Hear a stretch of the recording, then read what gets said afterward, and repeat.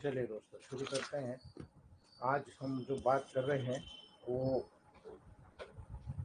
Tips की बात करते हैं। सबसे पहले insufficient interest in present condition. आज आप देख रहे हो बहुत सारे केसेस आपको नजर आएंगे जो अपनी जिंदगी से खुश नहीं है ना। जिन लोगों का अपने लेवल पर जो एक कंट्रोल होना चाहिए वो कंट्रोल नहीं है दोस्तों। यानी कोई भी व्यक्ति जब वर्तमान में रुचि नहीं रखता है दोस्तों, हमेशा याद रखिएगा अपने अतीत में या अपने भविष्य में खोया रहता है ना। अपने अतीत में रहेगा या अपने भविष्य में खोया रहेगा, याद रखना वो व्यक्ति हमेशा आलसी महसूस करता है दोस्तों, है ना। मानसिक रूप आप कहते हो ना, अरे क्या सोच रहा है तू, कहाँ है, यहाँ प्रेजेंट है कि नहीं है। अर्थात मानसिक रूप से अनुपस्थित होता है, उसका दिमाग अतीत में या भविष्य में घूम रहा होता है ना। आपके सामने बैठा जरूर है दोस्तों, ठीक है। ये कहलाता है insufficient interest in present condition, present circumstances, है ना। वहां पर प्रेजेंट नहीं है दोस्तों। यदि ऐसी स्थिति आती है तो याद रखना, डॉक्टर एडवर्ड बेच कहते हैं ऐसे व्यक्तियों के लिए 7 बेच फ्लावर रेमेडीज है दोस्तों, है ना, जो वर्तमान में जीने, अधिक सतर्क रहने और मेंटल कामनेस लाकर दोस्तों स्पष्टवादी होने में मदद करती है दोस्तों। यानी जो है वो प्रेजेंट है, पास्ट और फ्यूचर कुछ भी वहां पर दोस्तों उसको प्रेजेंट नजर नहीं आएगा, ठीक है। याद रखना पहली मेडिसिन होती है क्लेमेटिस, है ना। क्लेमेटिस यानी ऐसा व्यक्ति जो दिव्य स्वप्न देखता है दोस्तों, हमेशा कल्पनाओं में खोया रहता है। याद रखना इस बात को, ये उन लोगों के लिए बहुत अच्छी है जो हमेशा भविष्य में सपनों में खोए रहते हैं, है ना। अपने वर्तमान कार्यों में रुचि बिल्कुल नहीं होती दोस्तों, वास्तविकता से कटे कटे रहते हैं, अक्सर कल्पनाओं की दुनिया में जीते रहते हैं और अपने आसपास की चीजों पर बिल्कुल ध्यान नहीं देते। अपने आसपास क्या चल रहा है, मेरे घर में क्या चल रहा है, मेरी क्लिनिक में क्या चल रहा है, अपने समाज में क्या चल रहा है, उससे कोई मतलब नहीं दोस्तों, है ना। कभी कभी वो आदमी इतने आलसी और निष्क्रिय भी महसूस कर सकते हैं दोस्तों। तो ऐसे व्यक्ति को एनर्जेटिक करना बहुत जरूरी होता है ना। व्यक्ति को वर्तमान में अधिक सचेत और सेंट्रल पॉइंट में केंद्रित करने में मदद करती है क्लेमेटिस। यानी वो उसको एहसास दिलाते हैं कि आपकी कमी का है, आप इस कमी को दूर करिए। तो क्लेमेटिस बहुत अच्छी मेडिसिन है दोस्तों, है ना। हनी सकल अतीत में जीना और पुराने ख्वाबों में, पुरानी यादों में खोए रहना। बहुत सारे ऐसे पेशेंट होंगे कि जिनको पुराना समय बहुत अच्छा था और अभी जो है उनके साथ में गड़बड़ हो गई, जैसे कोरोना काल में सब गड़बड़ हो गया, है ना। तो ऐसे लोगों में याद रखना जो अतीत में फंसे रहते हैं और बार बार पुरानी यादों को जीते रहते हैं, वो सोचते हैं कि उनका अतीत वर्तमान से बेहतर था, है ना, उसी में लौटना चाहते हैं दोस्तों। अक्सर नॉस्टैल्जिया, पुराने संबंधों को भूल नहीं पाते दोस्तों, है ना। किसी खोए हुए अवसर पर हमेशा पछताते रहते हैं। आप देखो, अरे यार उस समय तो ऐसा था, अभी तो क्या है, पूरा गुड़ गोबर हो गया, है ना। याद रखना दोस्तों, ये व्यक्ति को अतीत से आगे बढ़कर वर्तमान में जीने के लिए प्रेरित करती है मेडिसिन हनीसकल, है ना, इसलिए इसका नाम ऐसा दिया गया है। याद रखिएगा बहुत पॉजिटिविटी लाती है दोस्तों। जो व्यक्ति अतीत में सपनों में खोया रहता है ना, जिनको सपने दिखते हैं ना, उनके लिए बहुत अच्छी मेडिसिन है दोस्तों। तीसरा होता है वाइल्ड रोज। जीवन में हमेशा उदासीनता रहना, बिना प्रयास के जीना मतलब फेलियर की तरफ ज्यादा सोचता है, अपने प्रगति की तरफ ज्यादा सोचता नहीं है। हर इलेक्ट्रोपैथ डॉक्टर्स का आज का सबसे बड़ा रीजन है दोस्तों। याद रखना, जब उन लोगों के लिए जो अपने जीवन में कोई बदलाव नहीं चाहते दोस्तों, अपनी परिस्थितियों को लेकर हमेशा उदासीन बने रहते हैं, वो किसी भी चीज में रुचि नहीं लेते दोस्तों, है ना। जीवन को वैसे ही स्वीकार कर लेते हैं जैसे मिल रहा है ना। चल रहा है जैसा वैसे ही चलेगा, बिना कोई प्रयास करे। उनको लगता है कि मैं बिना प्रयास करे ही बहुत लखपति करोड़पति बन जाऊंगा, ऐसा बिल्कुल नहीं होता है दोस्तों, है ना। ऐसा व्यक्ति हमेशा सुस्त रहता है, निष्क्रिय रहता है और प्रेरणा की कमी उसको हमेशा महसूस होती है, यानी हमेशा डिमोटिवेटेड रहता है दोस्तों। थोड़ा सा भी उसका काम में कुछ नेगेटिव हुआ, अरे यार मैं कुछ नहीं कर सकता, छोड़ो मेरे को करना नहीं, है ना। ये व्यक्ति को फिर से जीवन जीने के लिए रुचि प्रदान करती है, प्रेरणा लाती है, मोटिवेट करती है और स्टिमुलेट करके उसको सक्रिय बनाने में मदद करती है। दोस्तों इतना बड़ा पावर वाइल्ड रोज में आपको देखने को मिलेगा। ये बहुत अच्छी मेडिसिन है। आप जब टेबल प्रैक्टिस में ऐसे किसी भी पेशेंट्स को देखते हैं तो आपका जो प्रोटोकॉल होता है वहां पर निर्धारित हो जाना चाहिए दोस्तों। बिल्कुल ये प्रोटोकॉल बहुत इंपॉर्टेंट होते हैं। आप जो मैं लिख रहा हूं आपको बता रहा हूं, इसकी एक फोटोकॉपी करा लीजिए, लिख लीजिए और फोटोकॉपी करके अपने टेबल प्रैक्टिस में अपने जो ग्लासेस हैं उन ग्लासेस के ऊपर चिपका लीजिए। 1 साल लगेगा, मैंने ऐसे ही किया था, 1 साल लगा था, अपने सारे नोट्स में इसी तरह से चिपका लेता हूँ और जब मुझे बार बार वहां से गुजरने का होता है तो एक नजर जरूर डालता हूँ। ठीक है, मुझे बहुत अच्छे तरीके से मेमोराइज हो गया दोस्तों। याद रखना, चौथी मेडिसिन होती है ओलिव, है ना। शारीरिक और मानसिक थकान, कई बार ऐसा होता है कि आदमी में कोई कमी नहीं, लेकिन उसके आसपास का ऐसा समाज है जो उसके ऊपर बहुत ज्यादा लोड डालता है ना। वो हर काम में उसकी मदद लेता है लेकिन उसको देता कुछ नहीं, है ना। इन लोगों के लिए बहुत अच्छी मेडिसिन है जो अत्यधिक थकान महसूस करते हैं, किसी भी कार्य में ऊर्जा नहीं जुटा पाते, शारीरिक और मानसिक रूप से पूर्ण रूप से थके हुए होते हैं दोस्तों, है ना। इसीलिए उन्हें किसी भी कार्य में कोई रुचि नहीं होती, है ना। अधिक काम करने, बीमारी से उभरने या फिर अत्यधिक स्ट्रेस, मेंटल एंजाइटी के कारण दोस्तों उनमें अगर प्रॉब्लम होती है, ये उस व्यक्ति को नई ऊर्जा और नया जीवन प्रदान करती है दोस्तों, उसको स्टिमुलेट करती है, जीने की तरफ उसको उमंग को वहां पर डेवलप करती है। ये देखा गया है ओलिव के रिजल्ट में दोस्तों, है ना। इसीलिए अगर कोई मेंटल और फिजिकल लेवल से वीक होता है वहां पर ओलिव का प्रयोग किया जाता है दोस्तों। पांचवा होता है व्हाइट चेस्टनट। जब बार बार आप किसी भी अनचाही चिंता, है ना, चिंताजनक सोच के लेवल पर अफेक्टेड होते हो दोस्तों, यानी आपके लेवल पर, आपके समाज में, आपके घर में ऐसी कोई चीज हो नहीं रही लेकिन आपको ऐसा बार बार लगता है नेगेटिविटी कि यार ये हो गया तो क्या, ये हो गया तो क्या, अर्थात बार बार अनचाही चिंताजनक सोच आप रख रहे हो, है ना। उन लोगों के लिए बहुत अच्छी मेडिसिन है जो लगातार अनचाहे विचारों में उलझे रहते हैं, अपना ध्यान ही केंद्रित नहीं कर पाते हैं दोस्तों। उनके दिमाग में एक ही प्रकार का नेगेटिव विचार बार बार घूमता रहता है जिससे मेंटल काल्मनेस खत्म हो जाती है, जो मानसिक शांति है वो नहीं रह पाती है दोस्तों, वो पा ही नहीं पाते हैं मानसिक शांति को, और यही मानसिक अशांति नींद की समस्या का भी मेन कारण बन जाती है दोस्तों। यानी मेंटल उसको बिल्कुल भी फ्री नहीं रखा गया, इसलिए व्हाइट चेस्टनट यहाँ पर बहुत इंपॉर्टेंट होती है ना। ये मेडिसिन जब आप दोगे वो व्यक्ति मेंटली बहुत स्पष्ट हो जाएगा, एकदम शांत दिमाग का हो जाएगा और बेहतर तरह से सेंट्रल पॉइंट पे केंद्रित करेगा दोस्तों, माइंड को बिल्कुल एक्टिव लेकर आएगा और पॉजिटिविटी लेकर आपके पूरे फंक्शंस को मोटिवेटर के रूप में आगे लेकर जाएगा। ये व्हाइट चेस्टनट का गुण है दोस्तों, बहुत शानदार मेडिसिन है दोस्तों। जो लोग वेज फ्लावर रेमेडी, हमारे चेन्नई की डॉक्टर हैं, हमारे ग्रुप के मेंबर हैं, डॉक्टर भावना दत्त एकल, मास्टर है वेज फ्लावर रेमेडी का, उन्होंने फॉरेन से कोर्स किया है ना, और मैंने उनसे बहुत कुछ सीखा है। ठीक है, याद रखना ये बहुत अच्छी मेडिसिन है ना। छठी मेडिसिन होती है मस्टर्ड, है ना। मस्टर्ड यानी बिना किसी कारण के गहरी उदासी और अवसाद के लेवल पर आप चले गए दोस्तों, डिप्रेशन के लेवल पर चले गए, यानी ये उन लोगों के लिए जो अचानक बिना स्पष्ट कारण के बहुत ज्यादा डिप्रेशन में चले जाते हैं, है ना। इतनी उदासी इतनी गहरी होती है कि व्यक्ति खुद पूरी तरह से निराश तो हो चुका है, उसका कोई बाहरी कारण आपको समझ में नहीं आ रहा कि यार इसको हुआ क्या, एक्सटर्नल तो कोई कारण नजर नहीं आ रहा, है ना। ये मूड स्विंग और डिप्रेशन से जुड़े लक्षणों में बहुत फायदेमंद होती है दोस्तों, है ना।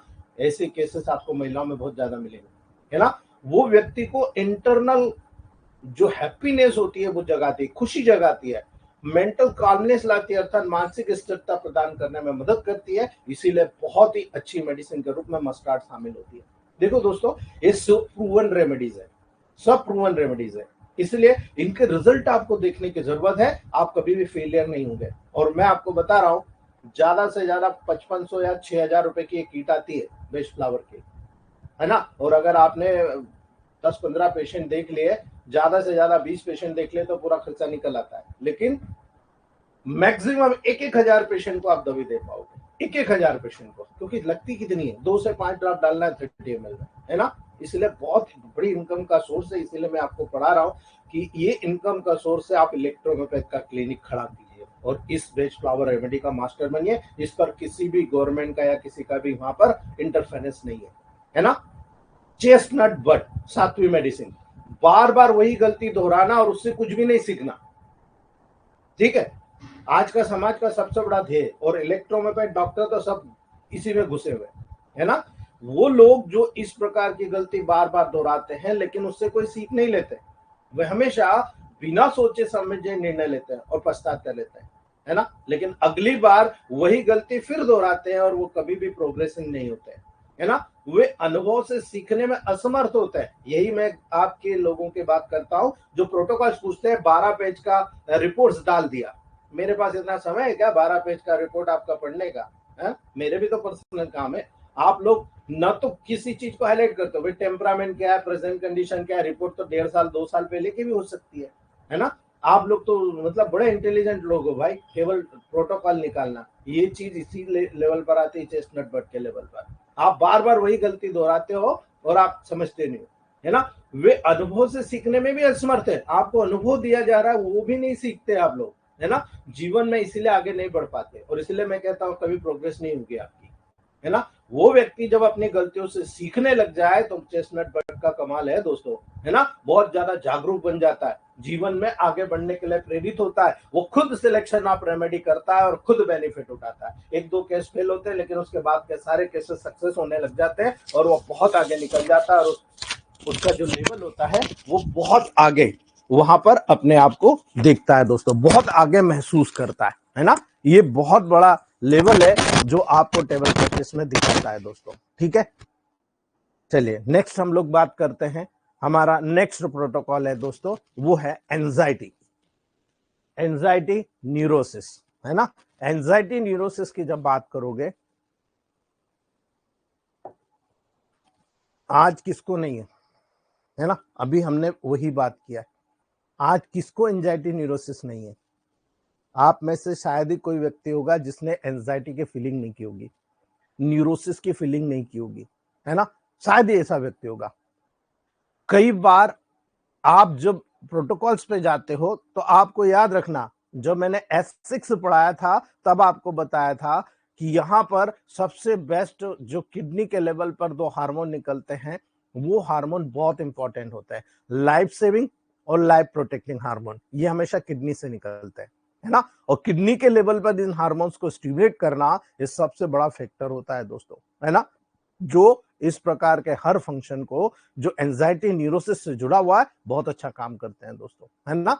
जब पैनिक और एंजाइटी सिम्टम्स आते हैं, पैनिक अटैक आता है दोस्तों, है ना, बहुत ही खराब और तीव्र होकर एंजाइना अटैक आना शुरू हो जाता है दोस्तों। यानी एंजाइटी, वो हार्ट वाला नहीं, एंजाइटी का अटैक आना शुरू होता है, पैनिक अटैक आना शुरू करता है, उसको बहुत गहरा कर देता है दोस्तों। वो इतना गहरा होता है कि आदमी कुछ भी कर सकता है।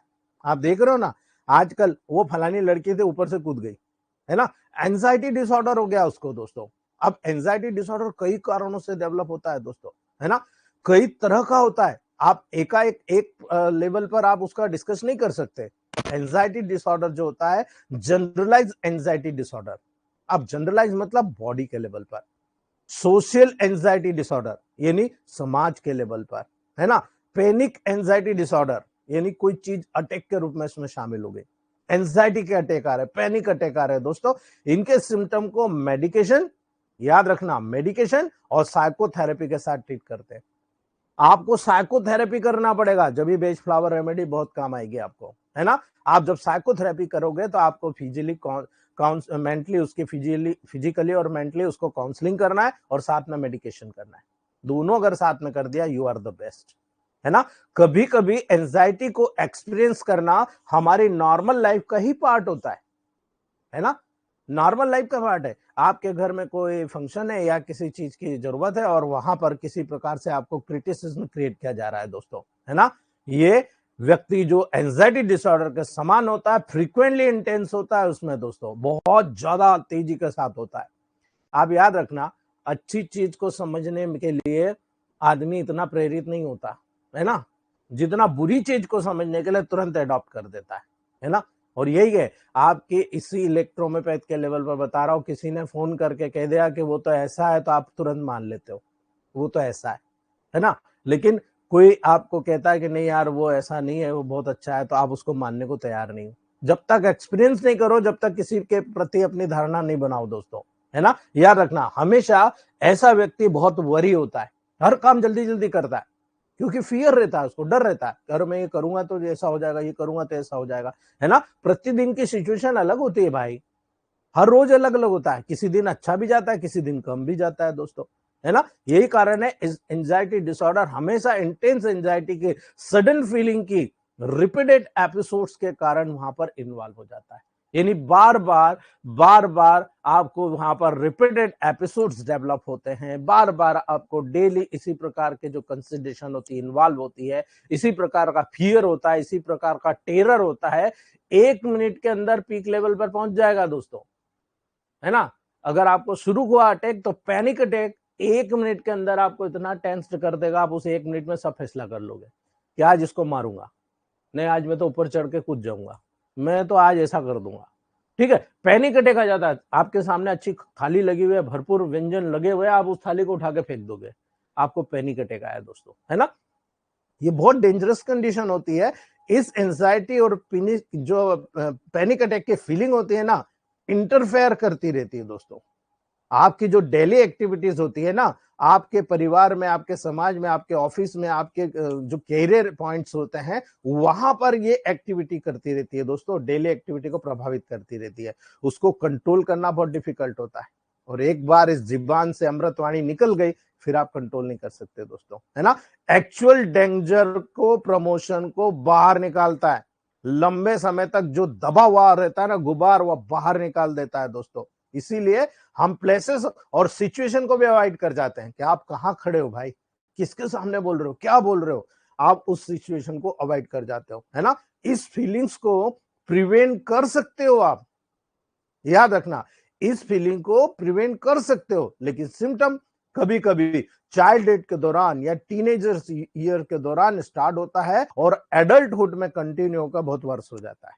यानी एक्यूट, सब एक्यूट और क्रॉनिक लेवल पर जब जाता है तो आप कहते हो ना यार, इसका मन में बहुत समय से कोई चीज दबी हुई थी, आज निकली, है ना। जब वो बुरा कर चुका होता है तब निकलते हैं दोस्तों।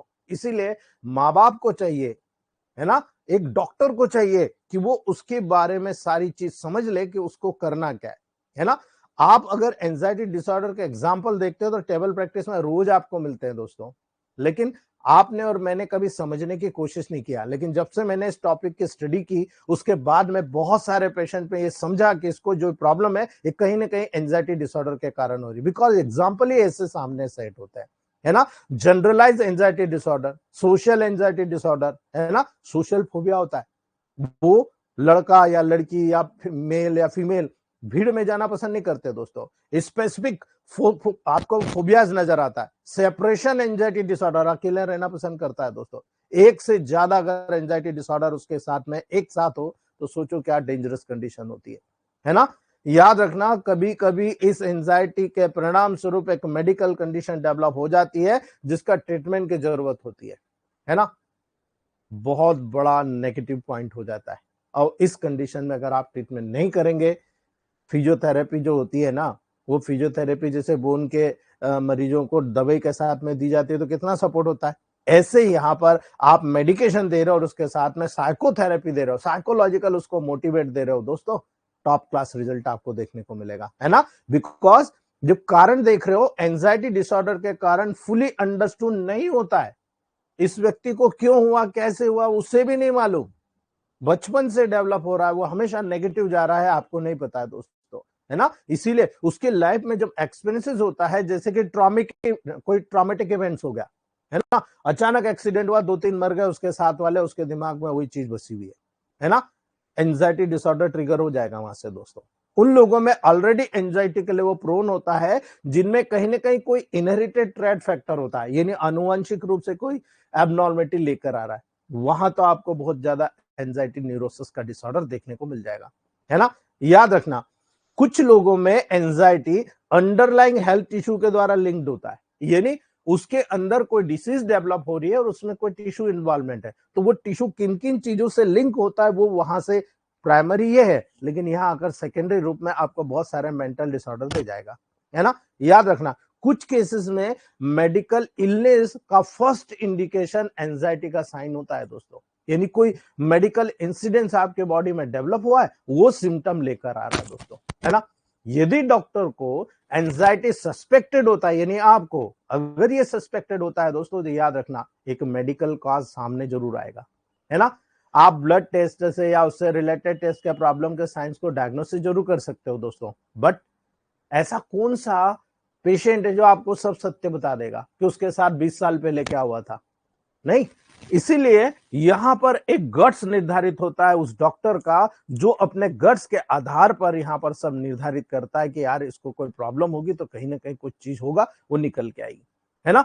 तब आप कहते हो कि हाँ यार मुझे अब समझ में आ गया कि इसमें प्रॉब्लम क्या थी, इसके एंजाइटी को मुझे डिसऑर्डर को ठीक करना है। आप बहुत आसानी से दोस्तों यहां पर ठीक कर जाओगे, ठीक है। कैसे? क्योंकि सिम्टम देखना पड़ेगा आपको, है ना। कॉमन एंजाइटी के साइन और सिम्टम जो नजर आते हैं ना, पेशेंट क्या बोलता है, फीलिंग नर्वस, रेस्टलेस और tense.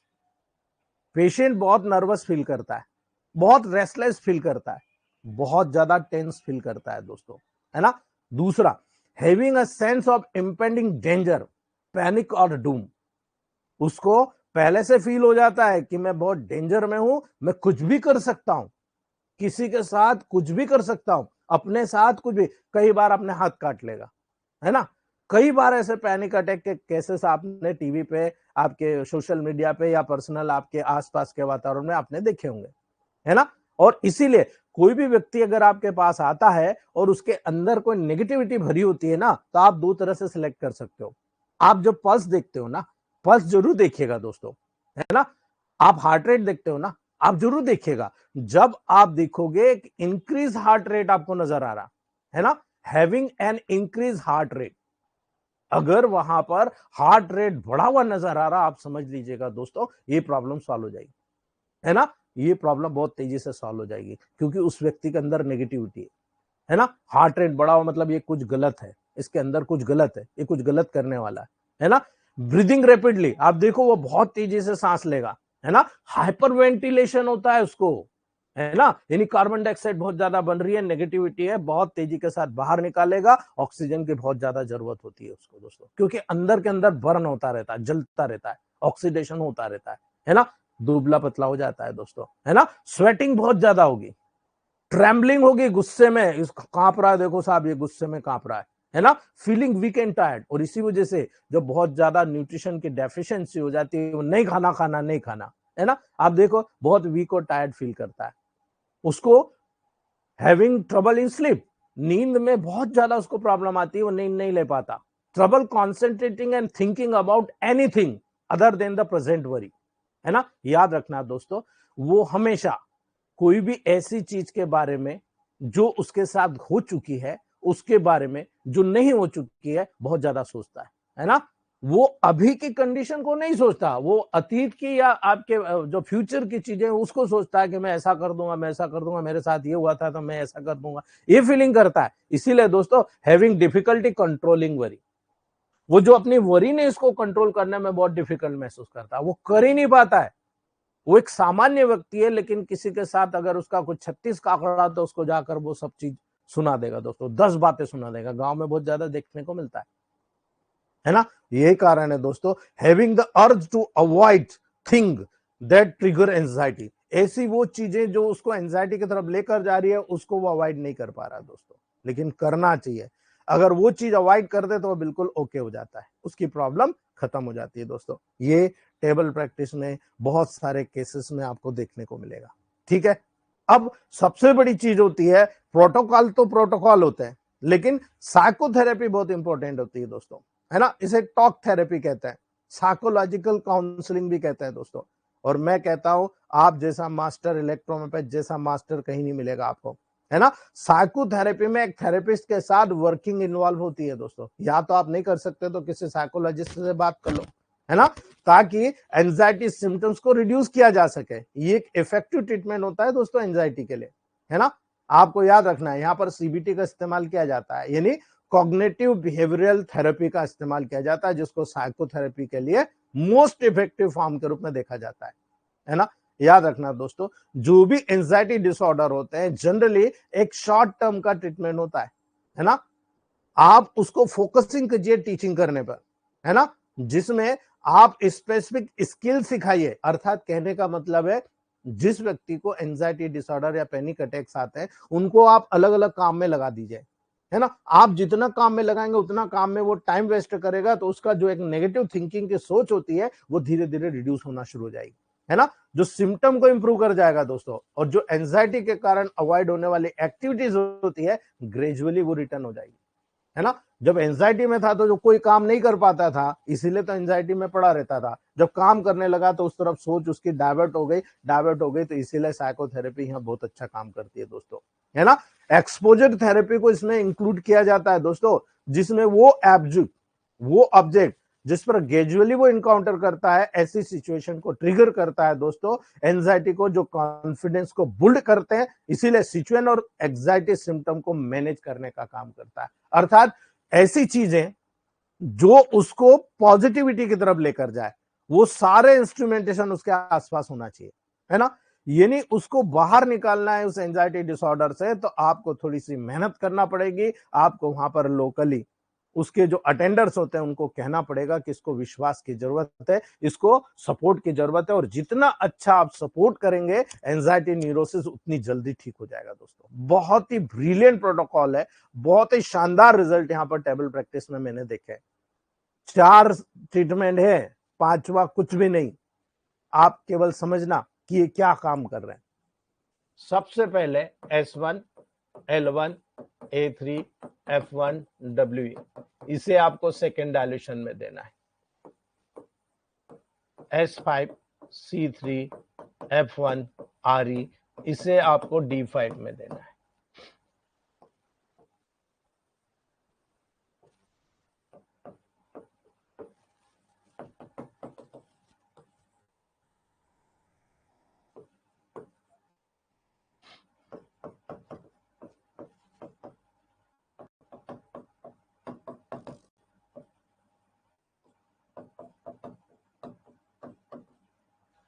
S5, C3, F1, RE, D5, S1, L1, A3, F1, WD, second dilution. Miracle protocol है दोस्तों। यहां आप ब्रेन को न्यूट्रिशन दे रहे हो, यहां पर ब्रेन को एक्टिवेट कर रहे हो, जो नेगेटिविटी की तरफ जा रहा था उसको पॉजिटिव कर रहे हो, एनर्जी डाल रहे हो। साथ में S1, L1, A3, F1, W से आप पूरा nervous system, blood lymphatic system को बैलेंस कर रहे हो, होम्योस्टेसिस को बैलेंस कर रहे हो। S12, C1, W का D4 स्मेल देकर आप उसके हर प्रॉब्लम को सॉल्व करने की कोशिश कर रहे हो। और F2, C5, W, D4 forehead पर अप्लाई करके नींद, एंजाइटी, डिप्रेशन के जो साइड इफेक्ट है उसको हटाकर आप मेंटल लेवल को कूल एंड काम करने की कोशिश कर रहे हो दोस्तों, ठीक है। अब यहां पर 2 चीज आप साइमल्टेनियसली कर सकते हो।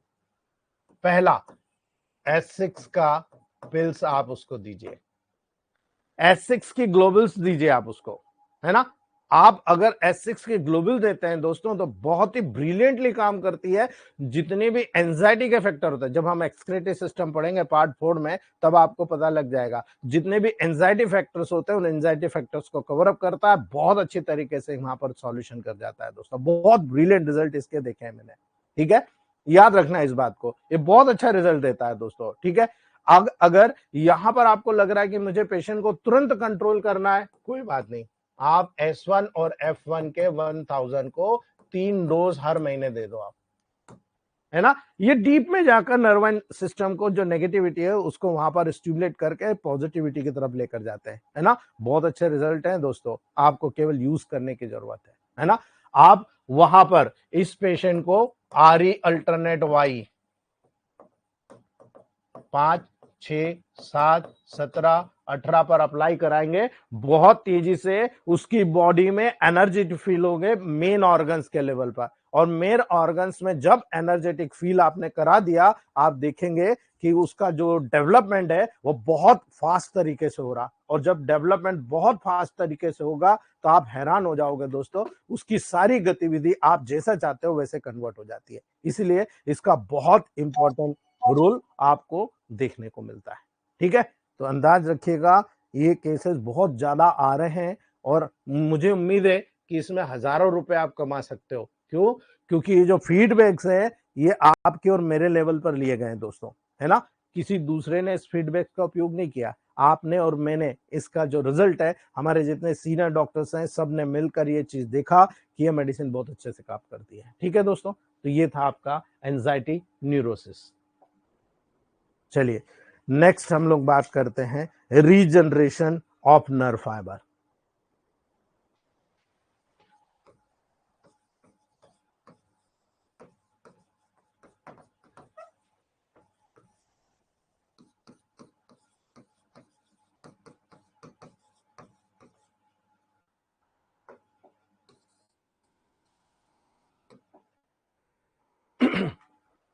कल आपने डीजनरेशन समझ लिया था कि डीजनरेशन क्या होता है। आज हम लोग बात करते हैं रीजनरेशन ऑफ नर्व फाइबर, है ना। जैसे मैंने कल आपको कहा था H5, C5, A1, F1 second dilution में माइलिन शीथ को रिपेयर करती है, और नर्व फाइबर में C5 का नेगेटिव या ऑर्गेनो बूस्टर जितने भी आप नेगेटिव देते हो उस ऑर्गन के लेवल पर हमारी जितनी भी इलेक्ट्रोमेपैथ रेमेडीज है उनको जैसे आप थोड़ा सा डाइल्यूट करते हो, नेगेटिव करते हो, वो नर्वाइन हो जाती है ना। न्यूट्रिशन ने देकर वो नर्वाइन काम करने लग जाते हैं, अर्थात काम वही करेगी, न्यूट्रिशन भी देगी लेकिन नर्वाइन रूप से काम करेगी। यानी जो ऑटोनॉमिक नर्वस सिस्टम है, सिंपैथेटिक पैरासिम्पैथेटिक, उसके माध्यम से जो हार्मोन सिस्टम यहाँ ग्रोथ करवा रहा है उस हार्मोन सिक्रेशन को बढ़ाकर घटाकर यहाँ पर अपने फंक्शन को परफॉर्म करेगी। आपको वो चीज यहाँ पता चलना चाहिए दोस्तों, है ना। जो टर्म रीजनरेशन है, किसी टिश्यू के इंजुरी के परिणाम स्वरूप डिस्ट्रॉय होने वाले या उसके लॉस्ट पार्ट की रीग्रोथ को रिफर किया जाता है।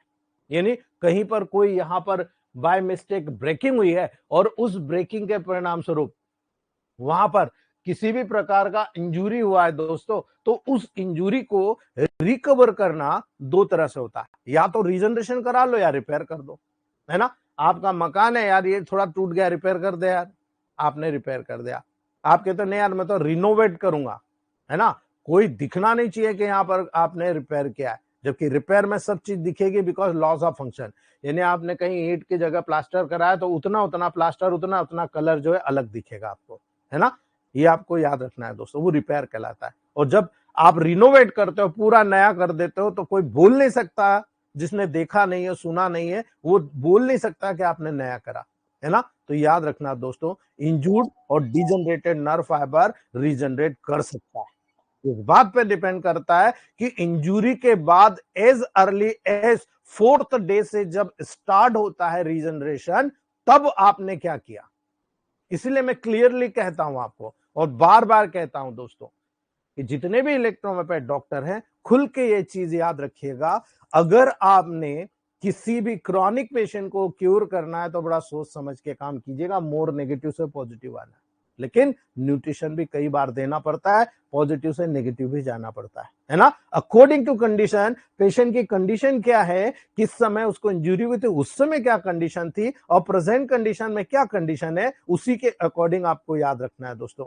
As early as 4th day में स्टार्ट हो जाता है रीजनरेशन, है ना, और केवल 30 दिन के बाद मोर इफेक्टिव हो जाता है। आफ्टर 30 डेज ये रीजनरेशन बहुत फास्ट गति से होता है दोस्तों, और जो 30 डेज के बाद में कंप्लीट होकर उसको क्योर करता है। इसीलिए आपको याद रखना है, जितना जल्दी पेशेंट आपके पास आया, मान लो पैरालिसिस के लेवल पर आया है, हेमीप्लेजिया, पैराप्लेजिया, क्वाड्रिप्लेजिया, किसी भी लेवल पर आया, मेरा मानना है you are the best, electrohomeopathy is the best. आप देखते हो यूट्यूब फेसबुक पे कई लोग अपने अपने प्रोटोकॉल शेयर करते हैं, वो यही कहते हैं कि भाई मैंने इतने दिन में कवर कर लिया, मैंने इतने दिन में कवर कर लिया। ठीक है, उनको या तो बहुत अच्छा नॉलेज है या केवल प्रोटोकॉल खेल के वो नॉलेज ले रहे हैं दोस्तों, रिजल्ट ले रहे हैं। हर पेशेंट में नहीं आता, है ना। इसीलिए मैं कह रहा हूं हर पेशेंट में नहीं आएगा। आप सोचो कि मेरे सारे पेशेंट रिकवर हो जाएंगे, बिल्कुल नहीं होंगे। मैं आपको क्लियर कट अंडरस्टैंड करवा देता हूं, है ना। जो पेशेंट जितनी जल्दी आपके पास आया उतनी जल्दी ठीक हो जाएगा। जो पेशेंट डिले करेगा, 6 महीने बाद आ रहा है, साल भर बाद आ रहा, 5 साल बाद आ रहा, 13 साल बाद आ रहा, कि भाई मेरे को पैरालिटिक अटैक है, आप क्या बोलते हो, ठीक हो जाएगा, है ना। इसका मतलब आपने मेडिकल साइंस पढ़ा नहीं, है ना। आपको क्लियरली अंडरस्टैंड कराना है कि वहां पर 50% तक मैं रिकवर कर पाऊंगा, लेकिन कंडक्शन के ऊपर डिपेंड करेगा क्या नर्व वहां पर पास में था, नर्व इतनी दूर पड़ी हुई है कट के तो क्या ठीक हो रही है?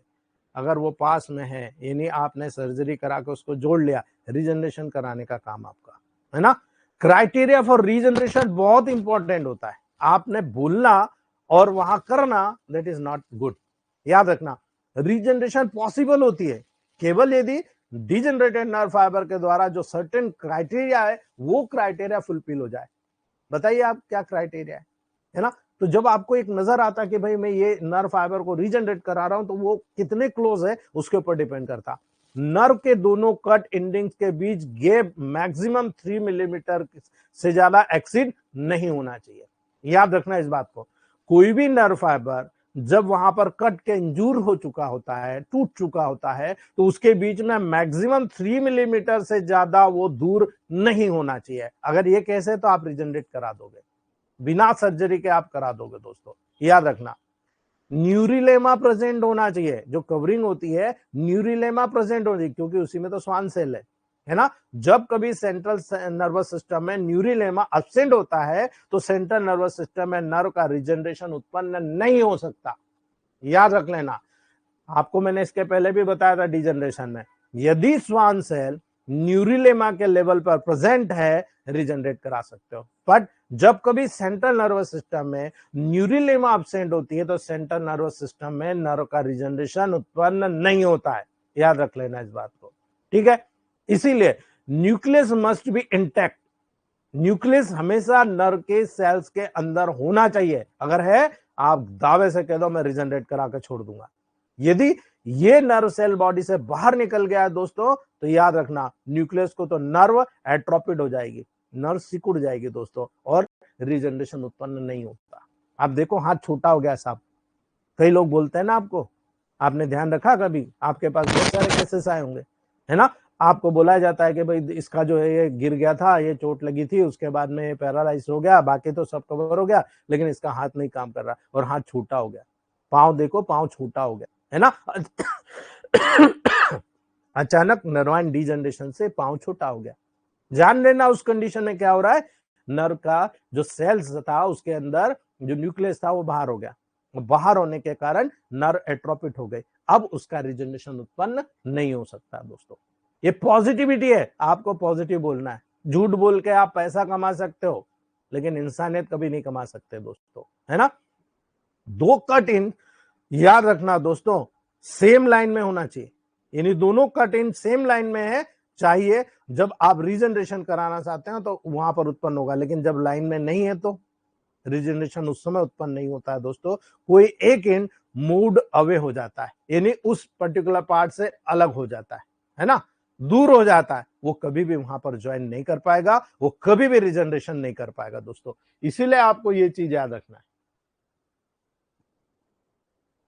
ये बहुत अच्छे तरीके से मैंने आपको बताया था कि यहां पर अगर न्यूक्लियस है तो देखो फिर से पहली कंडीशन डेवलप हो जाएगी, फिर से ये condition regeneration is complete with in myelin sheath and nasal granules.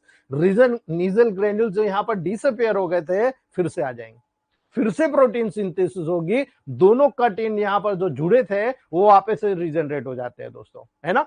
क्या होता है यहां पर, ऐसी क्या कंडीशन डेवलप होती है, मैं आपको ये बताने की कोशिश करता हूं कि यहां पर सबसे पहले क्या कंडीशन डेवलप हो रही है। सबसे पहले जो रीजनरेशन की प्रोसेस होती है उसमें नर्व को न्यूट्रिशन की जरूरत होती है, और नर्व को न्यूट्रिशन बहुत अच्छा न्यूरोसिस के लेवल पर, अभी एंजाइटी डिसऑर्डर के लेवल पर मैंने आपको बताया S5 C3 F1 RE D4, आप इसको प्रोवाइड कीजिए।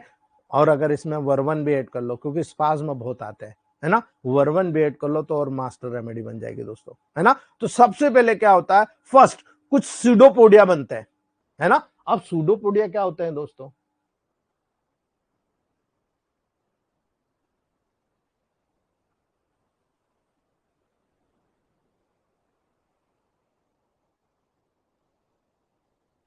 ये आप देख रहे हो यहां पर ये सूडोपोडिया बन रहे हैं दोस्तों, है ना।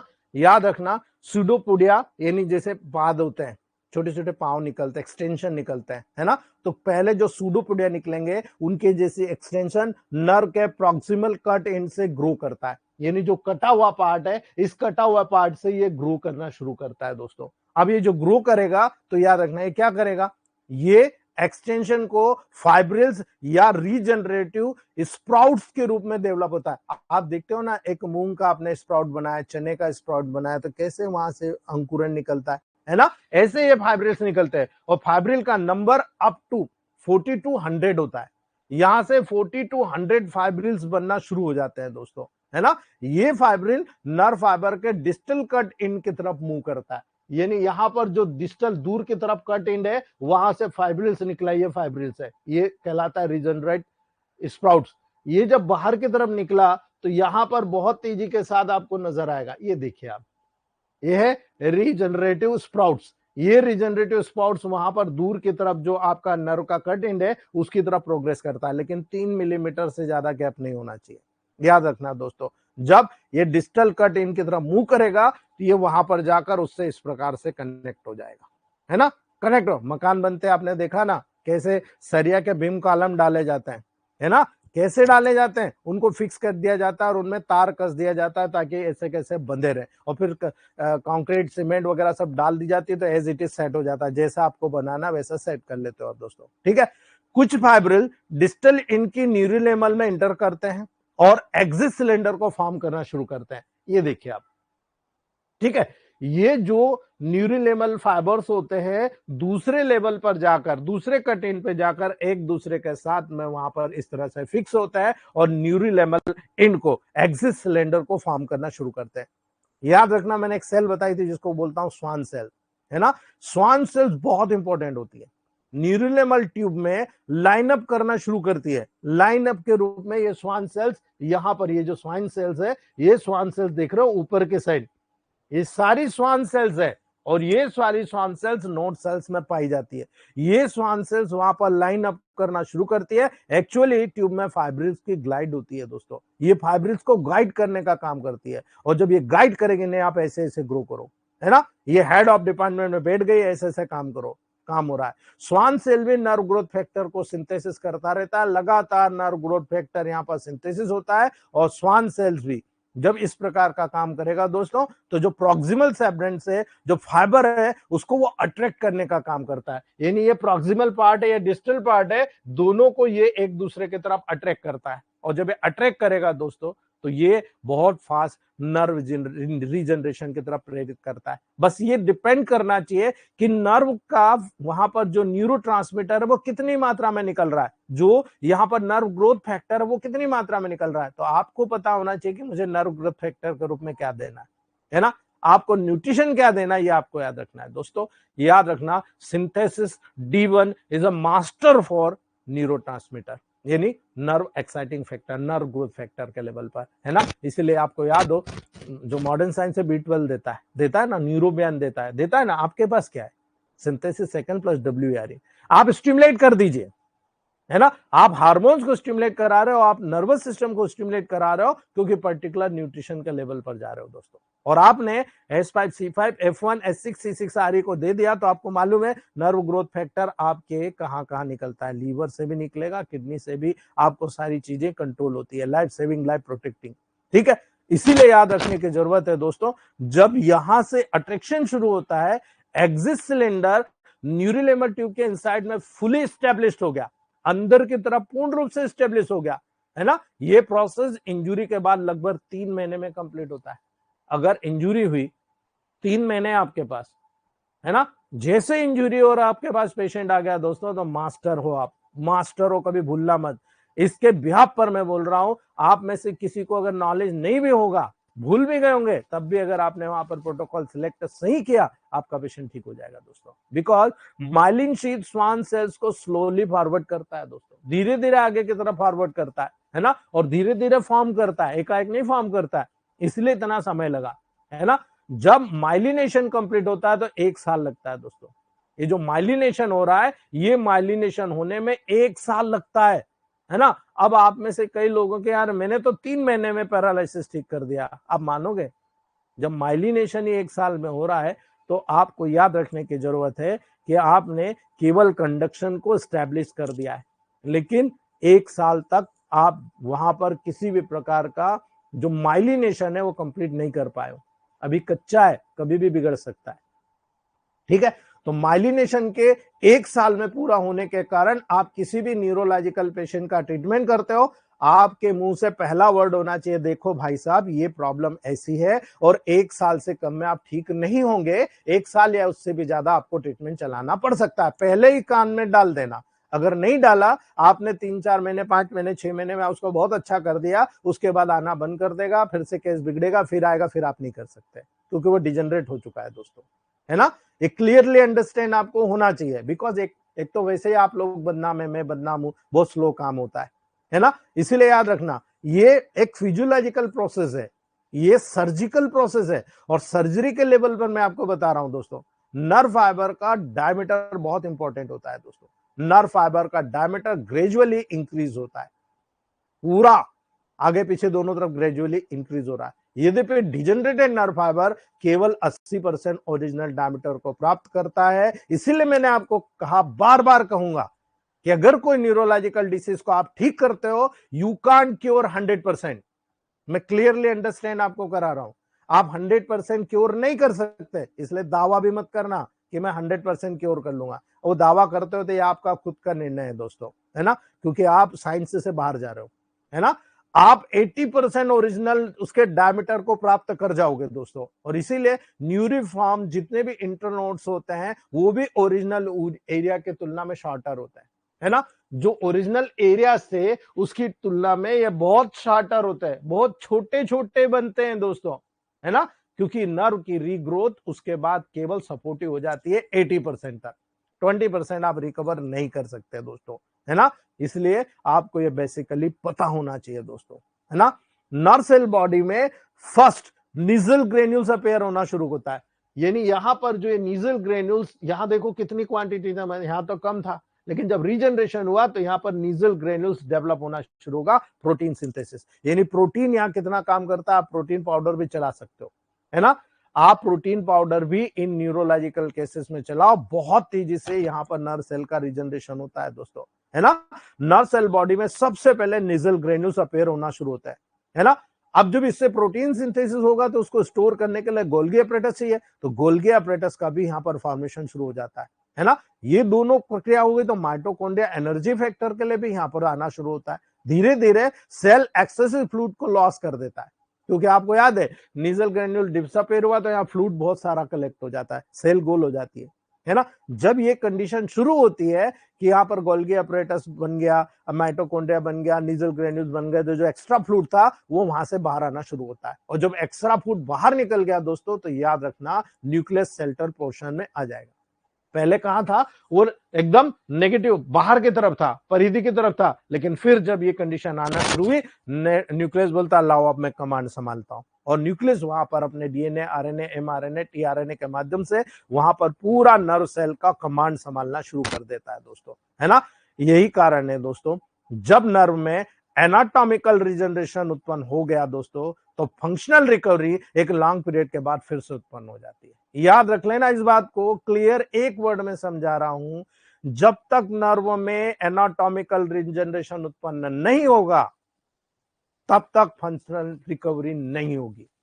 जब आपने एनाटॉमिकली रिजनरेशन शुरू कर दिया, जब एनाटॉमिकल रिजनरेशन हो गया, फंक्शनल रिकवरी हो गया, आपका हाथ पांव सब काम करने लग गए। लंबे पीरियड के बाद हो रहा है दोस्तों, लंबे पीरियड के बाद। और इस कंडीशन में बहुत इंपॉर्टेंट रोल है आप नर्व के रिजनरेशन को किस रूप में देखते हो, ठीक है।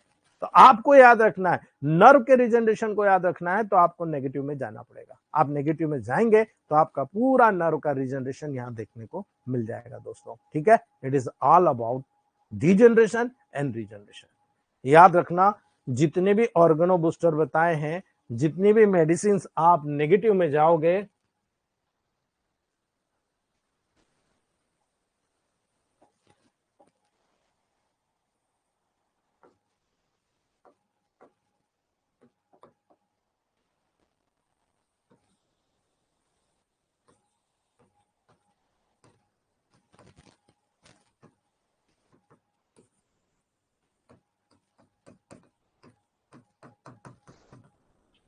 C1 से C17 जितने भी ऑर्गेनोबूस्टर मैंने बताए हैं वो इसी के बिहाफ पर बताए। आपको समझ में आया डिजनरेशन? ये मैंने इसी हाफ पे बताया कि जब भी एनाटॉमिकल डिस्टर्बेंसेस होगा तब होगा जब टिश्यू का डिजनरेशन हो रहा है ना। टिश्यू में हाइपोक्सिया हो गया, इस्चीमिया हो गया, वहां पर ग्रोथ नहीं हुआ, नेक्रोसिस होकर डेड हो गई, है ना।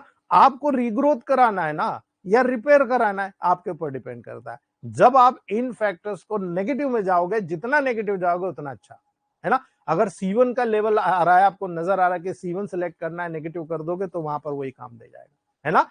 आप देखिए उन प्रोटोकॉल्स को समझिएगा कि वहां पर ये कितने ब्रिलियंट तरीके से वहां पर काम कर रहा है ना। आप अगर उस काम को समझ गए, दुनिया का कोई डॉक्टर आपको हरा नहीं सकता दोस्तों, क्योंकि आप वहां पर उस लेवल पर पहुंच गए हैं जो लेवल शायद वहां कोई तभी कर पाएगा जब उसको नॉलेज होगा। आपको अगर नॉलेज है तो आपको कोई छोड़ नहीं सकता।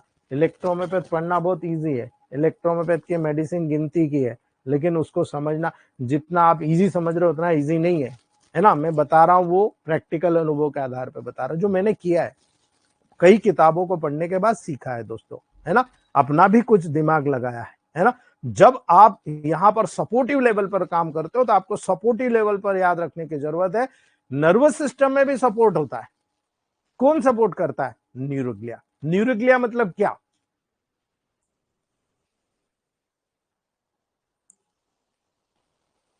आपको याद रखना है, न्यूरोग्लिया का मतलब होता है न्यूरोग्लिया या ग्लिया, GLIA, ग्लिया। ग्लिया का मतलब होता है ग्लू, चिपकना, है ना। गोंद, फेविकॉल, ये क्या है? चिपकाने का काम करते हैं, है ना। नर्वस सिस्टम के सपोर्टिव सेल्स को न्यूरोग्लिया कहते हैं दोस्तों, है ना। याद रखना, ग्लायोमा हो गया, किसमें हुआ ट्यूमर? इसी ग्लायल सेल्स में, सपोर्टिंग सेल्स में हुआ। याद रख लेना दोस्तों, ये टेबल प्रैक्टिस की बहुत बड़ी महत्वता मैं आपको समझाने की कोशिश कर रहा हूं, है ना। नर्वस सिस्टम की सपोर्टिंग सेल्स होती है न्यूरोग्लिया, है ना। Neurological cell non excitable cell होती है दोस्तों, है ना। ये नॉन एक्साइटेबल सेल होती है, इसमें एक्साइटेबल नहीं कंडीशन नहीं होती, ये एक्साइट नहीं होती जैसे नर्व फाइबर हो रहे थे, है ना। और नर्व इंपल्सेस यानी एक्शन पोटेंशियल को ट्रांसमिट नहीं करती। याद रख लेना इस बात को। ये जो न्यूरोग्लिया होता है, जो ग्लायल सेल्स होती है, नर्वस सिस्टम की सपोर्टिंग सेल्स होती है, नर्व फाइबर को सपोर्ट करती है, नर्व फाइबर को न्यूट्रिशन प्रोवाइड करती है, और ये किसी भी प्रकार से एक्साइटेबल नहीं होती। याद रखना, इनको एक्साइट नहीं कर सकते आप दोस्तों।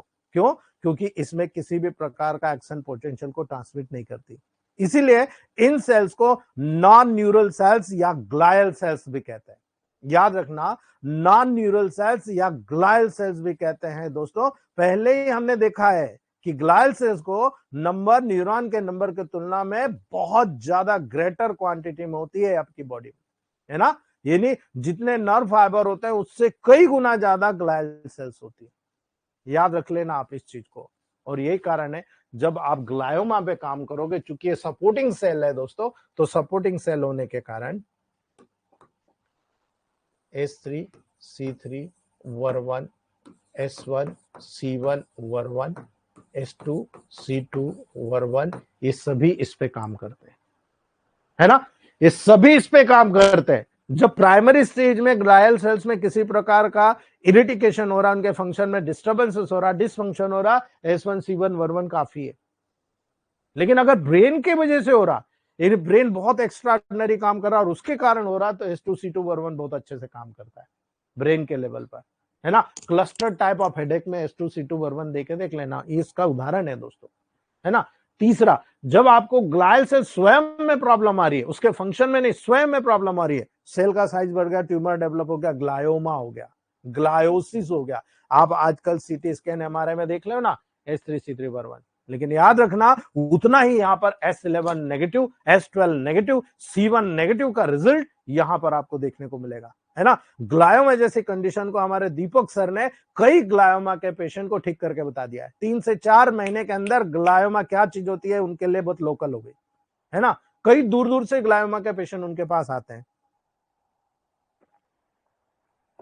उसके बाद मैंने कई डॉक्टर्स ने, हमने कई ग्लायोमा के पेशेंट्स को ऐसे ठीक किया है जैसे कोई ट्यूमर है ही नहीं, लोकल बात है दोस्तों, है ना। इसलिए आपको याद रखना है दोस्तों, जब भी आप ये समझ रहे हो कि नर्व सेल से जो न्यूरोग्लिया सेल्स है उसकी क्वांटिटी बहुत ज्यादा है दोस्तों, तो न्यूरोफिजियोलॉजी भी है ना, न्यूरोफिजियोलॉजी, जितने भी न्यूरो सर्जन होते हैं न्यूरोफिजियोलॉजी के अंतर्गत जब इसकी स्टडी करते हैं दोस्तों, तो नंबर ऑफ ग्लायल सेल्स वहां पर देखते हैं, नंबर ऑफ न्यूरॉन्स देखते हैं, मोर और लेस सिमिलर होता है ना। वो ये कह रहे हैं आज के प्रेजेंट कंडीशन में कि यहां पर जो न्यूरो सेल्स होती है या पर्टिकुलर जो ग्लायल सेल्स होती है मोर और लेस कम या ज्यादा हो सकती है ना। आदमी के डेवलपमेंट पे आप कितना नर्वस को स्टिमुलेशन कर रहे हो, कितना नर्वस सिस्टम को स्ट्राइक कर रहे हो, उसके ऊपर डिपेंड करता है दोस्तों, है ना। याद रखना, रिसेंट स्टडी के अकॉर्डिंग अभी जो हुई है उसमें मोस्ट, है ना, याद रखना, सोफिस्टिकेटेड टेक्निक्स को इन्वॉल्व करने के द्वारा जितने भी न्यूरोफिजियोलॉजिस्ट हैं दोस्तों, याद रखना, एक चीन का बहुत बड़ा डॉक्टर है सुसाना हरक्यूलाना, है ना, उन्होंने बताया कि न्यूरॉन की संख्या 86.1 मिलियन और ग्लायल सेल्स की संख्या 84.6 मिलियन एक नेचुरल वे में पूरे ब्रेन में पाई जाती है। एक एवरेज निकाल दिया उन्होंने कम ज्यादा के आधार पर, है ना। तो याद रखना 86.1 मिलियन न्यूरॉन्स और ग्लायल सेल्स की संख्या 84.6 मिलियन पूरे ब्रेन में पाई जाती है दोस्तों, है ना। आपको लेकिन उन्होंने एक चीज और कही, ऑफ कोर्स ब्रेन के डिफरेंट पार्ट में जो न्यूरॉन्स और न्यूरोग्लिया की संख्या है कम ज्यादा होती है, यानी कहीं न्यूरोग्लिया ज्यादा है तो कहीं न्यूरॉन ज्यादा है ना। ये कंडीशन होने के कारण आपको ये चीज हमेशा याद रखना है कि यहां उनका फंक्शन भी अलग होता है, यानी न्यूरोग्लियल सेल्स इंफेक्शन के दौरान नर्व की रिएक्शन में एक इंपॉर्टेंट रोल प्ले करती है। माइंड करना मेरी वर्ड का, न्यूरोग्लियल सेल्स इंफेक्शन के दौरान नर्व की जो रिएक्शन होती है उस रिएक्शन में एक बहुत इंपॉर्टेंट रोल प्ले करता है, because most commonly nervous system में ट्यूमर के साइड पर न्यूरोग्लियल सेल्स होती है वो कॉन्स्टिट्यूट हो जाती है। इसीलिए ब्रेन में कोई भी ट्यूमर होगा सबसे पहले उसके आसपास बहुत सारा न्यूरोग्लियल सेल्स डेवलप हो जाएगा, ग्लायोसिस डेवलप हो जाएगा, है ना। इसलिए वहां पर आपको ग्लायोमा नजर आता है दोस्तों, बिकॉज वहां पर ये जो न्यूरोग्लियल सेल्स होती है बहुत ज्यादा वहां पर कलेक्ट हो जाती है, कॉन्स्टिट्यूट हो जाती है, बन जाती है, बिकॉज ये सपोर्टिव सेल्स है ना। इसी वजह से ट्यूमर में सबसे ज्यादा पाई जाती है। अपना चक्षु खोल के चलना दोस्तों, ठीक है। अब हम कल पढ़ेंगे क्लासिफिकेशन ऑफ न्यूरोग्लियल सेल्स, ठीक है। अगर कोई चीज हो तो आप पूछ लीजिए, उसके बाद हम लोग कल रिसेप्टर भी देखेंगे दोस्तों।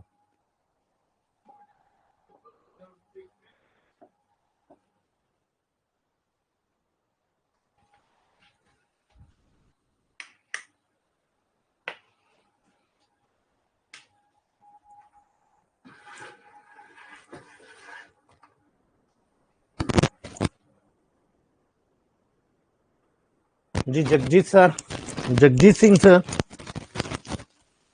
गुड मॉर्निंग सर जी। Good morning Jagjit sir. Sir जी आज टॉपिक चल रहा था एंजाइटी का, मैंने भी कई केस किए हैं, मैंने कहा बता दूं मैं दूसरों डॉक्टर को भी। मेरे पास 15 दिन पहले आया था एंजाइटी का, उसने भंग पी लिया था जी। भंग के जी का डरने लग गया था, बाद में उसको डर गया नहीं, बहुत डरा हुआ था। 19 साल का लड़का था और जी एंजाइटी में था, तो उसको पाइल्स भी था। उसको मैंने जीटी D6 C1 जेलो, G anti D6 C10 anti D6 C10 जेलो एंजाइटी ड्रॉप्स दिए थे, और S12 सेकंड व्हाइट और येलो का स्मेल दिया था, और ब्लीडिंग जी के लिए A1 10th प्लस BE के ड्रॉप्स ऊपर में डालकर दिए थे, और स्लास D4 वर्बन के डिस्केट बनाकर दिए थे कॉन्स्टिपेशन के लिए जी। और जी हेड पर और हार्ट पर सप्लाई भी दिया था, उसका हार्ट बीट भी बहुत ज्यादा था जी। A3C5 व्हाइट और ब्लू का हेड और वाइट वहां पर कंप्रेस दिया था। S1F1A1 व्हाइट कॉम्बिनेशन 1M का बनाकर 3 डोज दिया था जी। जी 15 दिन के बाद वो बिल्कुल ठीक है जी, उसको बहुत बढ़िया आराम आया है, कोई टेंशन नहीं है उसको जी। बहुत बढ़िया सर। एक और दूसरा था केस मेरे पास राइट बेल्ट पाल्सी का जी। जी तो वो भी 23 तारीख को आया था, इसी महीने की। और उसको मैंने S1 डिस्केट बना के दिए थे जी, D4 के, S1 F1 A1 C1 L1 white D4 में दिया था, S5 F1 A3 वाइट जो मैं सभी को देता हूँ जी, मेरा पुराना फार्मूला है जी, वे भी सेकंड में दिया था, F1 1M और S1 1M दिया था, और पैरालाइसिस ड्रॉप लोशन लगाने को दे दिया, और इंजेक्शन नंबर 14 लगाया था जी। इंजेक्शन लगाने के 15-20 मिनट बाद उसका नंबनेस जो राइट साइड फेस पर था वो खत्म हो गया था जी, उसे रिजल्ट वहीं पर ही आने लग गया था जी, और वो बहुत भी बढ़िया, बिल्कुल ठीक है जी पेशेंट। बहुत बढ़िया सर। Thank you sir. जी, ये अनुपम मंडल सर। नमस्ते सर। नमस्ते। सर कैसे हैं आप? मैं ठीक हूँ सर। सर कल का क्लास का रिलेटेड एक प्रश्न था, क्योंकि हर सैटरडे और वेडनेसडे को हम आपका क्लास में ज्वाइन नहीं कर पाते, तो बाद में सुनना पड़ता है, क्योंकि दोनों जगह पे चेम्बर है तो ट्रैवल करना पड़ता है 2 दिन। तो कल का क्लास का जो डिजेनरेशन ऑफ द न्यूरॉन आपने पढ़ाया था, उसमें जो जी, ट्रांसन्यूरल डिजेनरेशन जो पॉइंट था, उसमें एक पार्ट में आपने बताया था कि जब सेरिब्रल कॉर्टेक्स में कोई ट्यूमर डेवलप होता है तो स्पाइनल कॉर्ड के वेंट्रल हॉल में कुछ सेल का डिजेनरेशन हो जाता है। तो जी। जैसे क्लायोसिस, क्लायोमा या जार्मिनोमा जो भी हो, अगर हुँ, उसको हम कंप्लीट ट्रीटमेंट करें इलेक्ट्रोमेपाथ से, और उसको कंप्लीट होने के बाद पेशेंट का क्या उस डिजेनरेशन का पुनः रिजेनरेशन हो सकता है वेंट्रल हॉर्न का, स्पाइनल कॉर्ड का? बिल्कुल, बिल्कुल हो सकता है। Okay sir. कहा ना 80% हर जगह आप रिकवरी ले सकते हो, 70 टू हाँ सर, 80% आपके ऊपर डिपेंड करता पड़ता है कि आप क्या करना चाहते हो, ठीक है? ठीक है सर। सर उसका गैप 3 मिलीमीटर रहता है, एक पॉइंट में आप बताया था जब कोई नाट टूट जाता है या काट हो जाता है, जो रिजेनरेशन का क्राइटेरिया के अंदर आपने बताया।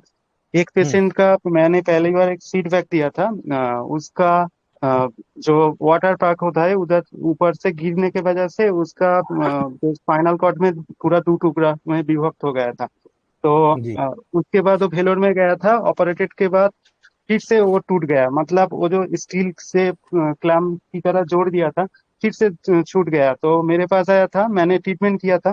तो मैंने तब नहीं जानता था कि डिस्टेंस कितना रहना चाहिए, उसके बाद रिजेनरेशन पॉसिबल है। तो मैंने उसे कहा कि 6 से 7 महीने लगेगा, लेकिन अभी जो आपने पढ़ा है 1 साल से नीचे नहीं हो सकता है। ये इससे बहुत कुछ सीखना पड़ा। Thank you sir. हुँ, वो ठीक हो गया पेशेंट 9 मंथ में, लेकिन जी, अभी पता चला। थैंक यू जी, सर। जी, रामकिशन जी, डॉक्टर रामकिशन जी।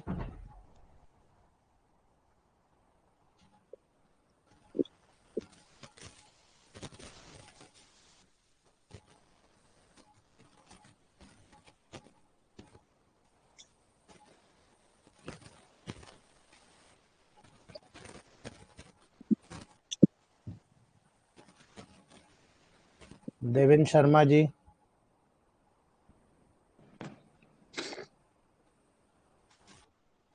प्रणाम सर। नमस्ते। सर ये पूछना था, ये जो बैच फ्लावर की मेडिसिन है तो सर हम लोगों के यहाँ एक तो यहाँ मिल नहीं रहा, बड़ा दूर से संपर्क किया तो केवल न्यू लाइफ का मिल रहा है सर। नहीं, न्यू लाइफ का नहीं लेना सर, बैक्सन का लीजिए आप, न्यू लाइफ का बहुत लोकल आता है, लोकल कंपनी है ना? बैक्सन का। हाँ, आप लोगों को मैं ग्रुप में डाल देता हूँ एक नंबर, डॉक्टर जावेद शाह करके है, उनका मेडिकल स्टोर है होम्योपैथ का, वहां से मंगवा लीजिए आप, ठीक है? वो आपको अरेंज ठीक कर ठीक। देंगे, या आप कोई भी ऐसे होम्योपैथ मेडिकल पे जाइए जो बैक्सन के एजेंसी रखता है ना? दिल्ली जी जी में बैक्सन का आपका कोई परिचित हो, बैक्सन की एजेंसी वहां है दिल्ली में, है ना? वहां से आप मंगवा लीजिए, आपको सस्ता पड़ेगा, ठीक है? जी जी, नहीं इधर कहीं नहीं मिल रहा है सर, वो नंबर डाल दीजिएगा, वहां से हम लोग संपर्क कर मैं लेंगे ग्रुप सर। में डाल देता हूँ, आप उनसे बात कर लीजिएगा, ठीक है? ठीक ठीक है, थैंक यू सर। जी, उमेश गिरी जी, डॉक्टर उमेश गिरी।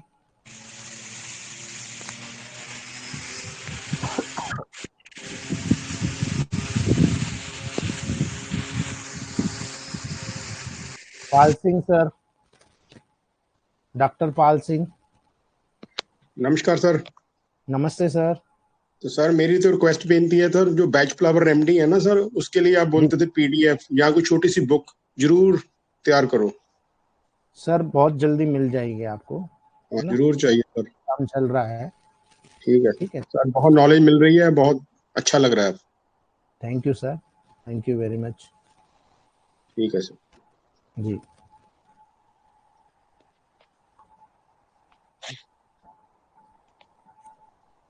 Doctor C Kumar. जी प्रणाम सर। जी। सर जैसे आपने बताया सर, बेस्ट फ्लावर की रेमेडी जो है सिर्फ DW बेस रहती है, तो उसे हम कितना दिन तक सेव रख सकते हैं सर? सालों साल रहती है वो, डीजल बेस पे बनी होती है। ठीक है। अच्छा सर। हम्म। सर एक बात और पूछनी थी सर, जैसे बताएं नर्व सेल में जो न्यूक्लियस होता है वो अगर हट जाए तो हाथ छोटा लगता है, तो और कोई पहचान है सर न्यूक्लियस नहीं रहने पे वो पता चलेगा हमको कि न्यूक्लियस नहीं है नर्व सेल में? नारो नारो कंडक्शन स्टडी करा लो, सब पता लग जाएगा आपको। ठीक है। अच्छा, नर्व कंडक्शन। जी। जी, थैंक यू ठीक सर। है।